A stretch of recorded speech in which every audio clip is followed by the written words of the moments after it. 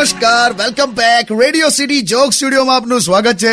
કિશોર કાકા આપણી સાથે જ બેઠા છે. અને કાકી, તમે જેમ અત્યારે પેલું ઓફર આવી તમને, જેમ તમે કહેતા હતા તમારી ફ્રેન્ડની છોકરી અંકિતાએ તમને કીધું કે તમે હિરોઈન થઈ શકો છો, એટલે હવે તમે ખરેખર એટલે હવે એ દિશામાં વિચારો છો કાકી? એવું નહીં હવે, પણ એટલે હવે જો આપણે ટ્રાય કરવામાં શું જાય છે? હું ટ્રાય લી, તારે નૈતિક જવાબદારી રાખવી જોઈએ.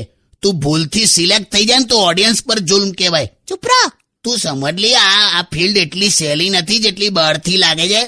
આ તારી અંકિતાને પણ બહુ અઘરું પડશે. અંકિતાનું તો થઈ જ જશે, કેમ કે એ તો બહુ ઊંચા ઘરાનાની છોકરી છે. ઊંચા ઘરની એટલે શું? એની ત્યાં જમીન અગાસીથી શરૂ થાય છે? એવું નથી હોતું લી, આમાં તો ટેલેન્ટ જોઈએ.